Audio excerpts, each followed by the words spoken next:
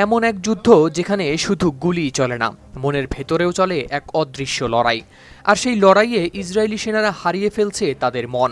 এর ফলে মাত্র 2 সপ্তাহের মধ্যে আত্মহত্যা করেছে 4 জন ইসরায়েলি সেনা। কেউ ছিল বাধ্যতামূলক দায়িত্বে, আবার কেউ সদ্য গাজা যুদ্ধ শেষ করে ফিরেছিলেন রিজার্ভ ক্যাম্পে। তাদের চোখে গাজা ছিল আগুনে পোড়া এক পৃথিবী, যার চারপাশে শুধুই ধ্বংস, লাশের গন্ধ, চিৎকার ও আতঙ্ক। ফলে হয়তো যুদ্ধ থেকে ফিরে আসার পরেও শান্তি খুঁজে পায়নি তাদের মন।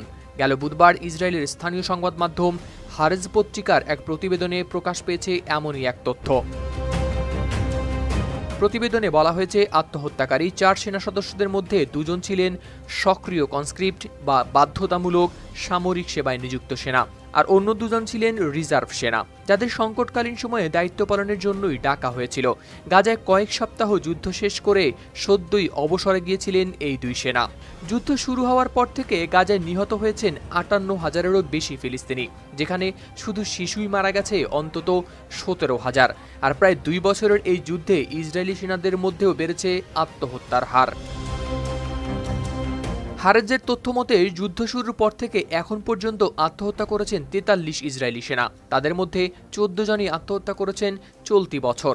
গেল 2024 সালে আত্মহত্যা করেছিল 21 জন, যা 2011 সালের পর সর্বোচ্চ। এদিকে ইসরায়েলের বিরোধী দলীয় নেতা ইয়ার লাপিদ এই সংখ্যাকে বলেছেন অসহনীয়। সামাজিক যোগাযোগ মাধ্যম এক্সে এক পোস্টে তিনি লিখেছেন, এই যুদ্ধ আত্মাকেও হত্যা করে। মানসিক স্বাস্থ্য সংস্থাগুলো বলছে, সেনাবাহিনীর পরিসংখ্যানের বাইরেও আছে অনেক অপ্রকাশিত আত্মহত্যার ঘটনা। নিয়মিত দায়িত্বে না থাকা সেনাদের মৃত্যু অন্তর্ভুক্তই করা হয় না এই পরিসংখ্যানে। হারেজ আরও জানিয়েছে, এমন অন্তত 12 জন সেনা আত্মহত্যার তথ্য নেই সেনাবাহিনীর রিপোর্টে। তবু তাদের আত্মহত্যার সঙ্গে যুদ্ধ অভিজ্ঞতা রয়েছে গভীর যোগ। বলা হচ্ছে, অধিকাংশ আত্মহত্যার পেছনে আছে তীব্র যুদ্ধের মানসিক চাপ, পুঞ্জীভূত আতঙ্ক ও ঘুমহীন রাতের স্মৃতি। সেনাবাহিনীর কয়েকটি সূত্রও হারেজকে জানিয়েছে এই তথ্য। এদিকে সাম্প্রতিক আত্মহত্যাগুলো এমন এক সময় ঘটল যখন হামাস গাজা উপত্যকা জুড়ে ইসরায়েলি সেনাদের উপর জোরদার করেছে হামলা। ফলে গত 2 সপ্তাহে নিহত হয়েছেন 12 সেনা। এ নিয়ে নিহত সেনার সংখ্যা পৌঁছেছে 893-তে। টাইমস অফ ইসরায়েলের এক প্রতিবেদনে প্রকাশ পায়, 18 মার্চ যুদ্ধবিরতির পর নতুন করে প্রাণ হারিয়েছেন 45 জন। আরও 19,000 সেনা আহত হয়েছেন বলে জানিয়েছে প্রতিরক্ষা মন্ত্রণালয়।